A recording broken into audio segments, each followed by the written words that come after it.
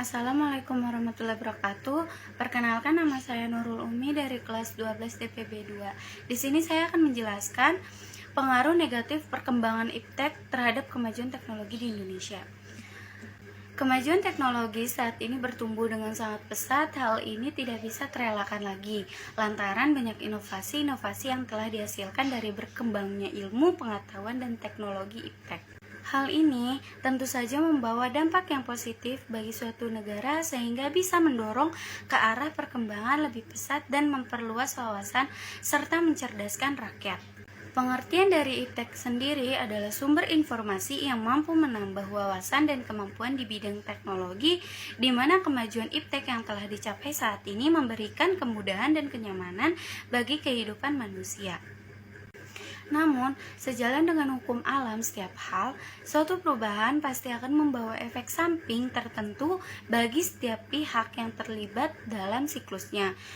Nah, sebenarnya apa saja dampak positif maupun negatif dari pesatnya kemajuan iptek tersebut bagi negara Indonesia, baik dari aspek politik, ekonomi, sosial, budaya maupun hukum? Namun, seperti yang saya awal bilang, saya akan menjelaskan dampak negatifnya saja. Aspek politik, dengan berkembangnya iptek, maka tidak menutup kemungkinan nilai-nilai seperti kebebasan, demokrasi, dan keterbukaan bisa disalahartikan oleh masyarakat. Hal ini bisa membuat terganggunya stabilitas politik di dalam negeri.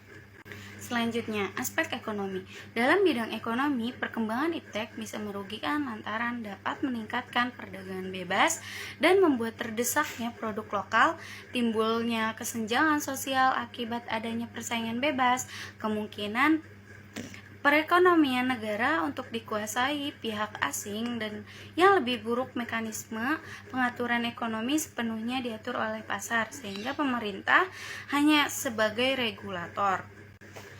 Next, aspek sosial budaya. Kemajuan iptek ini dapat memunculkan sifat hedonisme maupun gaya hidup konsumtif dan individualisme. Hal ini tentu saja memicu adanya kesenjangan sosial jika seseorang tidak mampu menerima pengaruh iptek dengan baik.